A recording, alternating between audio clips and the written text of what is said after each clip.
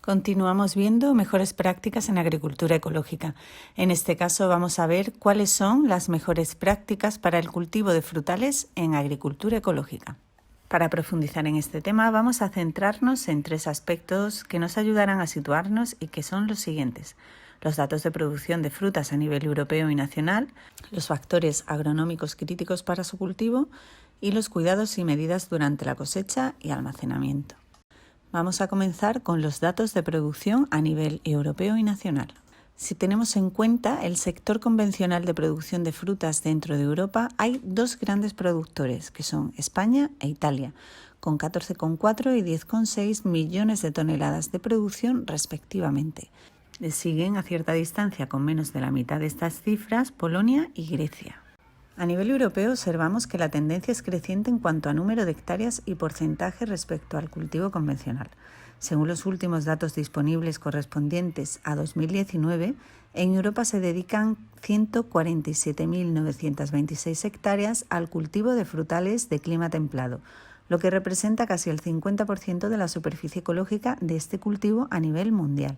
Estas hectáreas suponen el 2,6% de la superficie total cultivada de frutales en Europa y supone un crecimiento de un 14% respecto al año anterior. Si vemos a nivel europeo este uso del suelo en producción ecológica, los países con mayor superficie dedicada a cultivos permanentes son Italia y España, dominada en gran parte por el olivar y la viña, siendo los frutales una de las especies que continúan en crecimiento junto con otro tipo de frutas tropicales y subtropicales. Si nos centramos en España y en los llamados cultivos permanentes, los frutales suponen el 1,32% de los cultivos permanentes ecológicos. Esto supone 7.979 hectáreas, que es el 4,1% del total de frutales convencionales que se cultivan en España.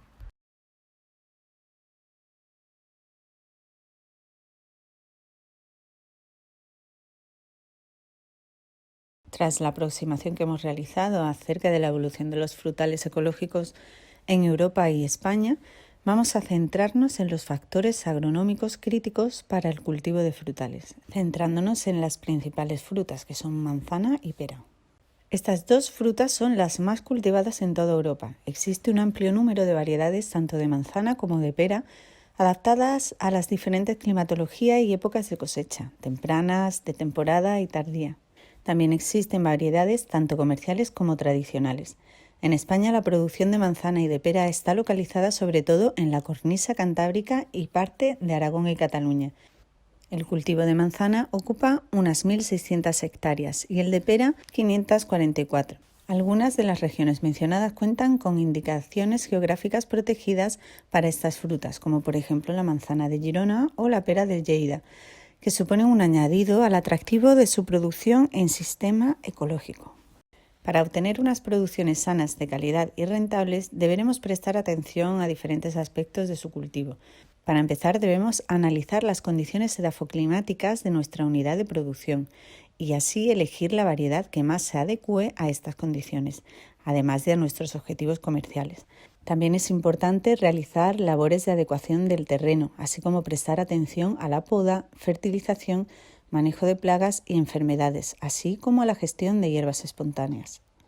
En relación a las condiciones del suelo que más favorecen a la manzana, destacamos el poder contar con suelos francoarenosos, profundos y con buena capacidad de drenaje.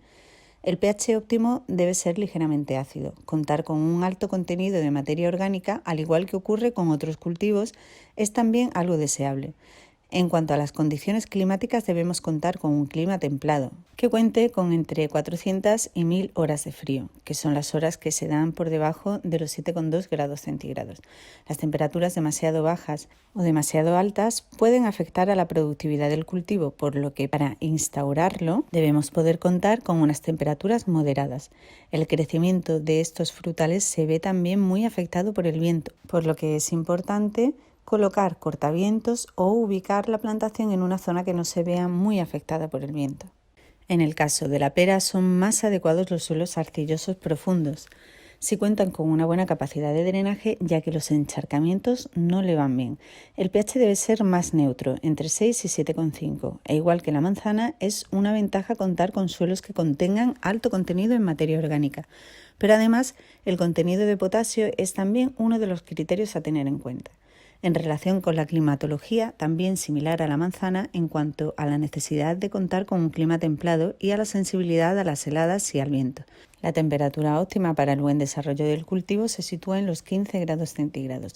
Para que haya una buena fructificación es necesario contar con unas 550 horas de frío y las precipitaciones mínimas necesarias son de 398 milímetros anuales. Cuando seleccionemos la variedad deberemos tener en cuenta diferentes características que pueden hacerlas más adecuadas para su cultivo en ecológico. Una de las más importantes es la rusticidad, porque permitirá una buena adaptación del cultivo a condiciones adversas. La calidad de la producción y la productividad van a influir directamente en la sostenibilidad económica de nuestra plantación, así como en nuestro acceso al mercado, que también está influido por la duración del ciclo. Las resistencias a las enfermedades es otra de las características deseables cuando seleccionamos nuestras variedades. En cada zona de cultivo existen variedades tradicionales de manzana que se pueden adaptar a los requisitos de calidad y producción a la vez que nos van a proporcionar un buen comportamiento agronómico. Aunque existen algunas variedades de manzanas autóctonas, no son las más comercializadas. En el cuadro podemos ver las variedades de manzana más recomendadas para el cultivo ecológico según el uso que queramos darle, bien sea elaboración de sidra o manzana de mesa, y la época de floración.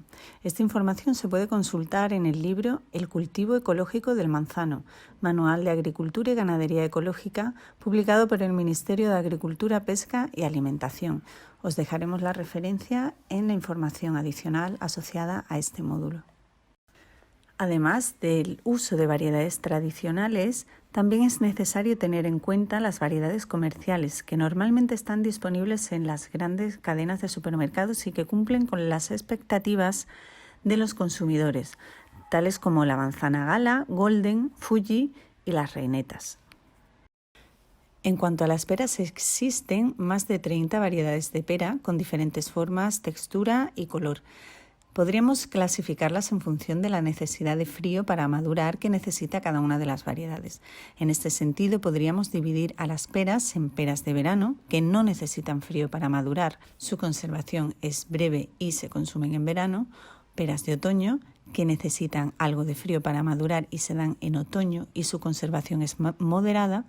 Y por último tendríamos las peras de invierno que necesitan más frío para madurar, su conservación es más larga y se consumen en invierno hasta la primavera. En España tenemos unas peras sensacionales de las cuales tienen denominación de origen las de Rincón del Soto en La Rioja y las peras de Lérida. Las variedades más populares de pera que podemos encontrar son la pera de agua o blanquilla, que se da en La Rioja y es una de las más consumidas en nuestro país. No es muy grande, es de piel lisa y verde, su corazón es pequeño y su carne blanca. La pera de Williams o Bartlett procede de Inglaterra, es más conocida en Occidente y su producción es más grande. Esta pera es de gran tamaño, su piel es brillante, verdosa amarillo limón y tiene mucho interés en la industria conservera. Su epidermis es delicada y por lo tanto sensible al transporte. Tiene buena conservación y el árbol es vigoroso y resistente a enfermedades. La pera conferencia es muy popular en España, aunque su origen es inglés. Su tamaño es mediano y alargada. Tiene la piel rugosa de color verde y con manchas de color marrón. Su sabor es muy dulce y tiene un aroma intenso y es la preferida para su uso en repostería. La pera limonera procede de Italia y es la típica fruta de verano. Según va madurando, va pasando del verde al amarillo. Es dulce, jugosa y de carne blanca, lo que la convierte en la favorita de los niños. La pera de San Juan en España se produce principalmente en la zona de Levante y debe su nombre a la época en la que se recoge la producción, que es finales de junio, por la época de San Juan. Son muy pequeñas, amarillas y tienen unos toques verdosos y rosados. Su piel es tersa y su carne crujiente. Se conserva en buen estado durante muchos días. Para finalizar vamos a mencionar la pera de Jumilla, que como su nombre indica, se cultiva en Jumilla, en la provincia de Murcia. Son de tamaño mediano y en su piel se aprecian 3 colores, el verde, el amarillo y los tonos rojizos. Ya hemos visto las variedades más típicas y más utilizadas de manzano y pera y vamos a comenzar a ver las tareas relacionadas con el laboreo del suelo. Las labores en el cultivo del manzano, al igual que en cualquier otro cultivo perenne, deben ir dirigidas al mantenimiento de la estructura del suelo. Por este motivo se recomienda la utilización de maquinaria dentada que no voltee el suelo. Es conveniente hacer estas labores en los momentos en los que menos vaya a afectarse esta estructura, como por ejemplo evitar la época de lluvia. También debe tratarse de incorporar superficialmente la materia orgánica que aportemos para que pueda llegar a las raíces sin que sea degradada por la acción del clima. Algo que nos va a ayudar tanto a mantener la estructura de nuestro suelo, protegiéndolo de la erosión, sobre todo si tienen pendiente en el periodo de otoño-invierno, es el mantenimiento de una buena cubierta vegetal. Estas acciones nos van a ayudar a proteger el suelo y favorecer su fertilidad. Conocer el suelo donde vamos a instalar nuestro huerto es muy importante. Para ello podemos hacer una calicata. Se trata de abrir una zona amplia en el suelo que nos permita observar las distintas capas o perfiles que nos encontraremos y analizando su composición en un laboratorio tendremos información muy útil sobre el tipo de suelo que tenemos. También podemos utilizar herramientas de observación sencillas como la pala. El método de la pala a través de la extracción de una pequeña porción de suelo nos permite ver el grado de agregación del terreno, la profundidad a la que llegan las raíces, etc. Para que sea útil en el cultivo de frutales, las muestras que debemos analizar se deben tomar a dos profundidades distintas, una de 0 a 30 centímetros y otra de 30 a 60 centímetros. Si partimos de un terreno que no haya estado cultivado o que tenga una plantación que no queremos conservar, lo ideal es que una vez sepamos el tipo de suelo, realizar su preparación durante el verano. De esta forma evitaremos los problemas de compactación y erosión. Eliminaremos los árboles, arbustos y piedras que puedan dificultar el establecimiento de nuestro frutal. Si hemos detectado falta de materia orgánica, junto a la fase de preparación del suelo deberemos aplicar una fertilización de base que trate de remediarlo, siempre utilizando las opciones permitidas por el anexo 1 del Reglamento de Producción Ecológica 889 de 2008 y conservando las facturas y registros de nuestras labores de fertilización, así como su necesidad. Además de cumplir con el Reglamento 889 de 2008, hay que tener en cuenta la normativa nacional en cada país.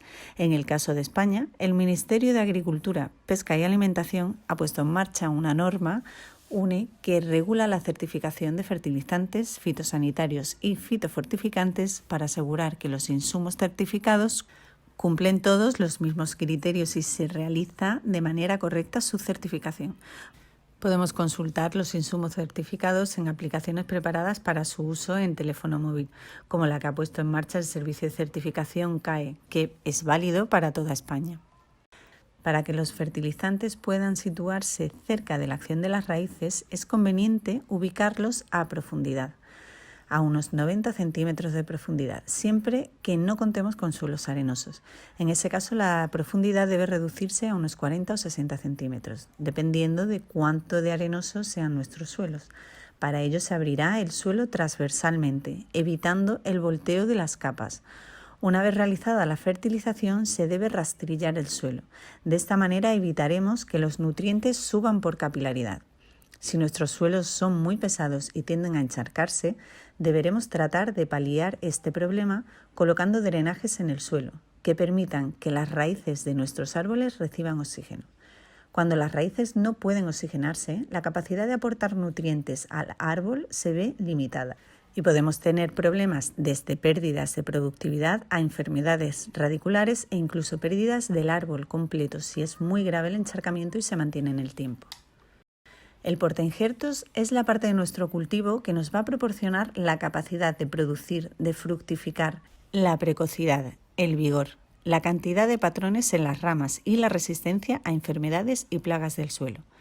Por estos motivos es importante que hagamos una buena elección. También debemos tener en cuenta la variedad que queremos injertar sobre nuestro patrón, ya que hay algunos patrones que son incompatibles o van peor cuando se combinan con ciertas variedades. El tipo de suelo con el que contemos y las condiciones climáticas y de enfermedades, plagas endémicas de la zona, etc., nos van a dar pistas sobre lo que necesitamos cubrir con la elección del patrón. Existen dos tipos de portainjertos, los portainjertos enanos y los de vigor medio. Estos últimos deben ser nuestra elección, ya que el portainjertos tiene efectos sobre la variedad en distintos aspectos y están más adaptados a las condiciones de producción ecológica. Así, la elección de un portainjertos enano acelera la entrada en producción, hace que los árboles sean más exigentes, realizan un desarrollo radicular más débil y tienen una mayor dificultad para competir con las malas hierbas. Sin embargo, son menos exigentes en la absorción de agua y de los nutrientes del suelo. Si seleccionamos un portainjertos de vigor medio, veremos que toleran más fácilmente suelos con características más desfavorables. Se pueden usar en huertos no intensivos y permite densidades de plantación entre 300 y 950 árboles por hectárea. Debido al uso que se hace de las zonas entre líneas de cultivo en producción ecológica, se recomienda que mantengan una distancia de 5 metros. Así se permitirá el paso de la maquinaria y también otros aspectos ecológicos del cultivo. La distancia recomendada entre árboles es de 2,5 a 3 metros. Este marco de plantación es válido tanto para manzano como para peral. A la hora de realizar la plantación debemos tener en cuenta algunos aspectos para garantizar el éxito en el establecimiento del cultivo. El momento de la plantación es el aspecto más relevante para este éxito. Debemos hacerlo cuando la planta se encuentre en el descanso vegetativo, es decir, que haya perdido la hoja. Debemos hacer la plantación lo más próximo a este momento, ya que esto ayudará a que la crisis de trasplante se supere más fácilmente y favorecerá que posteriormente se desarrolle el sistema radicular adecuadamente, favoreciendo que el primer año de nuestro huerto frutal se establezca mejor. Después de recibir los plantones debemos cuidar que no pierdan la humedad. Es importante que estén en un lugar fresco y protegido de la luz solar, para evitar sobre todo la deshidratación de las raíces, pero también para la parte aérea antes de su colocación en el suelo. La orientación de las líneas del huerto deben ser de norte a sur para asegurar que la luz llega bien al cultivo y los plantones deben colocarse en profundidad para que se garantice un desarrollo homogéneo. El cultivo de manzano y peral se suele realizar utilizando una estructura de alambre a lo largo de la línea de cultivo, que servirá de guía para las ramas y hará que el resto de labores sobre el cultivo sean más eficientes, como por ejemplo la recolección y la poda. La poda tanto en manzano como en peral se realiza en invierno y en verano. La poda de invierno se denomina poda en seco. Se realiza después de la caída de las hojas y antes de la brotación, entre enero y marzo. La poda de verano se realiza cuando el árbol está en ciclo vegetativo, es decir, tiene hojas. Esta poda de verano tiene como objetivo reducir el vigor del árbol para reconducir ese vigor a la formación de frutos. Esta poda de verano tiene mejor cicatrización de las heridas que la poda en seco. En esta segunda deberemos prestar especial atención a proteger bien las heridas para evitar enfermedades provocadas por la humedad. Como hemos visto en otros módulos de este curso, la fertilización ecológica se basa en el uso de la materia orgánica y el mantenimiento y mejora de sus niveles en el suelo. Debemos tener en cuenta que la materia orgánica tiene su proceso hasta poder ser asimilable por nuestro frutal. Podemos aportarla de forma fresca, pero llevará un tiempo hasta que se mineralice y se convierta en humus, que es ya una forma estable y la más interesante desde el punto de vista de la nutrición de las plantas y la estructura del suelo. Con suficiente materia orgánica nos aseguraremos la alimentación de la fauna del suelo y aumentaremos la biodiversidad. En concreto, nos interesa mucho que existan lombrices, pero también microorganismos que van a contribuir a la capacidad de nutrición de las raíces y a luchar contra posibles patógenos del suelo ocupando su nicho vital. También tiene un efecto físico, ya que reduce la erosión haciendo nuestros suelos más resistentes, mejorando su estructura, incrementando la resistencia a la compactación y aumentando la permeabilidad y drenaje del suelo. Desde el punto de vista químico, supone un depósito de nutrientes y ayudan a la capacidad de almacenamiento de CO2 del suelo, contribuyendo a la mitigación del cambio climático. Dentro de la fertilización de nuestro huerto debemos prestar atención especial a los niveles de nitrógeno, boro y calcio. El nitrógeno es uno de los nutrientes que más limitaciones imponen a la producción. Influye fuertemente en el desarrollo vegetativo, diferenciación de botones florales y floración. El boro también juega un papel crucial porque en situaciones donde este nutriente es insuficiente, la calidad de producción es menor. ya que este nutriente tiene un papel no solo en la fisiología del árbol frutal, sino que también contribuye a la movilidad del calcio dentro de la planta. En situaciones de deficiencia de este nutriente se reducen los niveles de ácido ascórbico, que es un antioxidante. El calcio es un nutriente poco móvil en la planta, pero es fundamental para una adecuada división celular en las primeras etapas del desarrollo del fruto, entre otros factores. También se encarga de reducir la frecuencia respiratoria de la planta en todas las etapas de su desarrollo, promoviendo una mayor resistencia a plagas y enfermedades. Debemos optar por hacer siembras en otoño e invierno. Sembraremos una mezcla de leguminosas con gramíneas en septiembre y octubre y luego en febrero enterraremos o simplemente cortaremos y lo dejaremos en la superficie como cobertura del suelo. Es muy importante la observación visual de los árboles para definir las cantidades de fertilizantes a aplicar según la producción esperada, a través de su aspecto y conociendo el análisis químico y físico del suelo. En primavera, tanto para manzanos como para perales, especialmente durante el periodo de formación del árbol y cuando se espera una buena producción, se debe aplicar un fertilizante orgánico que se dosificará alrededor de 25 kilos de nitrógeno por hectárea. En producción ecológica debemos contar con la naturaleza como aliada para el control de las plagas y enfermedades. Tal y como hemos mencionado, la materia orgánica en el suelo nos ayudará contra las enfermedades del suelo, favoreciendo los microorganismos que ocupan el mismo nicho que los patógenos, lo cual mejorará la resistencia de las raíces a dichas enfermedades. En el caso de las plagas, también contamos con numerosas especies que nos ayudarán a controlar la mariquita de 7 puntos, la crisopa y algunas larvas de las moscas de la familia de los sírfidos, como Episirphus balteatus. Son unos buenos aliados, por ejemplo, para el control de los pulgones, ya que se alimentan de ellos. En caso de la plaga de mamíferos, como el topillo, algunos de sus depredadores naturales, como el zorro, la comadreja o el meloncillo, pueden ayudarnos a mantener sus poblaciones en niveles no dañinos. Para favorecer esta fauna auxiliar es bueno mantener zonas para su refugio y proliferación. La instalación de un seto adecuado a nuestras necesidades es una estructura muy útil. Para ello podemos incluir diferentes especies con floraciones y vegetación en diferentes momentos del año y que sean atractivas para distintas especies de insectos o aves o mamíferos, así como a las condiciones de nuestra zona.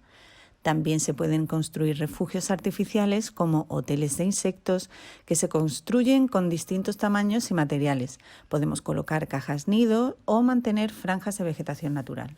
En este cuadro vemos las plagas y enfermedades más frecuentes en el manzano, cuáles son los síntomas y cómo podemos prevenir su aparición. En la sarna o el moteado del manzano, los síntomas más frecuentes son la formación de manchas translúcidas en la parte superior de las hojas. Las flores abortan, las manzanas recién formadas caen. Las medidas de precaución que debemos implantar se basan en la elección de variedades menos susceptibles a la enfermedad, así como fomentar una aireación adecuada del árbol. Para el oidio del manzano, los síntomas son la formación de manchas blanquecinas polvorientas en la parte inferior de la hoja. Las medidas que se toman son la eliminación y la quema de todos los terminales de las yemas infectadas. Para el chancro, los síntomas que aparecen en las ramas inicialmente aparecen cerca de las cicatrices, en forma de mancha rojiza. Se toman medidas como la elección de variedades menos susceptibles a la enfermedad y la eliminación de las ramas infectadas. El piojo de San José afecta a hojas, ramas, tronco y frutos. Aparecen pequeñas manchas circulares rojizas y para el control de esta enfermedad debemos eliminar y quemar las ramas atacadas y promover la presencia de insectos auxiliares. La mosca de la fruta provoca pudrición del fruto y desarrollo de larvas e insectos dentro del fruto. Como método preventivo debemos capturar de forma masiva la plaga mediante trampas y debemos recoger y destruir los frutos infectados. En esta tabla vemos las plagas y enfermedades más frecuentes en el peral, cuáles son los síntomas y cómo podemos prevenir su aparición. En cuanto a la sarna moteada del peral, se presenta con la formación de manchas translúcidas en la parte superior de las hojas, al igual que ocurre con el manzano. Las flores abortan y los frutos recién formados caen. Para su prevención debemos elegir las variedades menos susceptibles a la enfermedad y fomentar una aireación adecuada. Como vemos, se trata de la misma enfermedad que afecta al manzano y el tratamiento es exactamente el mismo. La mancha purpúrea o estenfilosis aparece en hojas con pequeñas manchas marrones circulares, en el fruto con manchas rojas necróticas que evolucionan en forma de cuña. Para prevenirla se debe proceder a la eliminación de hojas y frutos atacados y de la retirada de leña de poda. Con el fuego bacteriano, las hojas adquieren inicialmente un color rojizo, siendo totalmente necróticas y colgando de las ramas. También hay muerte de las flores. Solo podemos prevenirlo con la compra de material vegetal certificado y evitar que se desarrolle más quitando y quemando las ramas infectadas. El piojo de San José afecta a hojas, ramas, tronco y frutos. Aparecen pequeñas manchas circulares rojizas y para su control debemos eliminar y quemar las ramas atacadas y promover la presencia de insectos auxiliares. La mosca de la fruta provoca pudrición del fruto y desarrollo de larvas de insectos dentro del fruto y como método preventivo debemos capturar de forma masiva las plagas mediante trampas y deberemos recoger y destruir los frutos infectados. Las hierbas espontáneas son nuestras aliadas en producción ecológica. A diferencia de los agricultores convencionales que hacen todo lo posible por erradicar las malas hierbas, el agricultor ecológico busca que sus suelos produzcan hierbas, entre ellas las leguminosas, que contribuyen notablemente a mejorar la fertilidad de los suelos, aumentando las poblaciones de descomponedores y su actividad.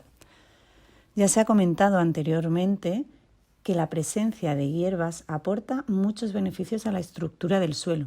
Mejora la capacidad de retención del agua, mejora la aireación, la penetración de raíces, reduce la erosión y pérdida del suelo, etc. Por todo ello, el manejo de las hierbas es un aspecto de suma importancia en producción ecológica. Por los motivos anteriormente citados, no está permitido el uso de ningún tipo de herbicida en producción ecológica. Para una buena gestión de nuestras cubiertas espontáneas y evitar la competencia con nuestro cultivo, podemos utilizar algunas de estas opciones. Remover la línea de cultivo. Consiste en controlar el desarrollo de las hierbas espontáneas mediante maquinaria que remueva y desbroce alrededor del tronco del árbol. Este método requiere que la tubería de riego esté a 50 centímetros del suelo, con el inconveniente de dañar algunas raíces más superficiales. Sin embargo, este problema se puede evitar reduciendo la frecuencia de riego, aumentando la compensación, con el fin de estimular el desarrollo del sistema radicular en profundidad. Al elegir las máquinas, se deben elegir aquellas que se movilicen más superficialmente y requieran menos mantenimiento. Otro método de control muy utilizado es el uso de cubiertas de suelo mediante mulching o acolchado, que consiste en utilizar materiales orgánicos para cubrir el suelo en la línea, con el fin de condicionar el desarrollo de las malezas. La corteza de pino es uno de los posibles materiales a utilizar y puede durar varios años. También se pueden utilizar pantallas de plástico negras, pero tienen el inconveniente de favorecer la aparición de los ratones. Otra opción es el uso de un deshierde térmico. Las desbrozadoras térmicas queman las hierbas con calor. Estas máquinas se pueden conectar a 3 puntos del tractor y requieren gas propano en cilindros como fuente de energía. El inconveniente es que este método debe usarse cuando las malezas están subdesarrolladas y es un proceso costoso.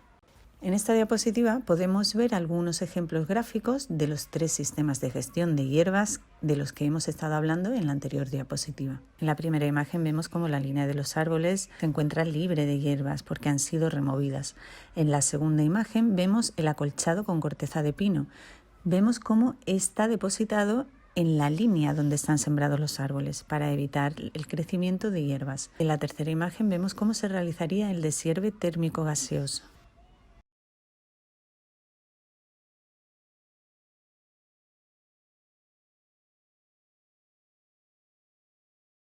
Para terminar con el bloque de producción ecológica de frutas, vamos a ver aspectos relacionados con la cosecha y el almacenamiento.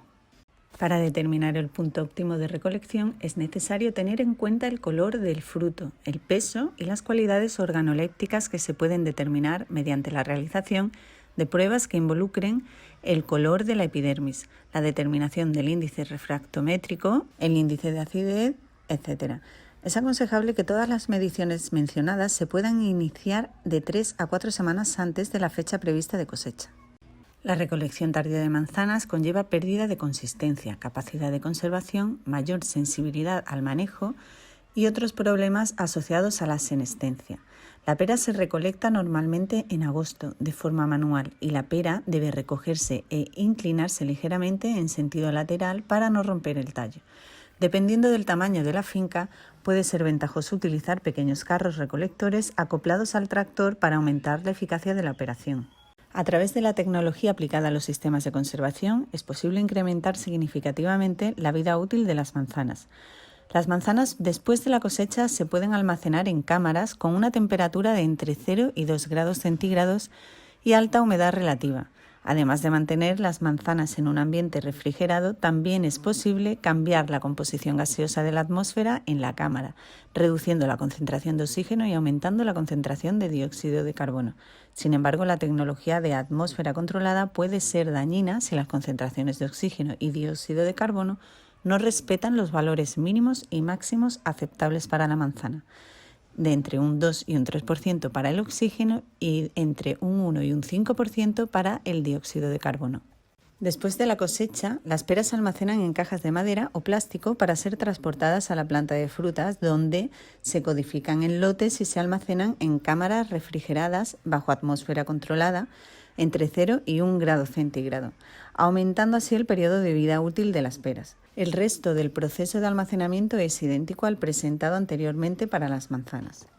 Para concluir, vamos a ver algunos datos sobre la rentabilidad de los cultivos en ecológico. Como hemos comentado en capítulos anteriores, la puesta en marcha de un cultivo en ecológico no implica gastos superiores a los que llevaría asociado un cultivo en convencional.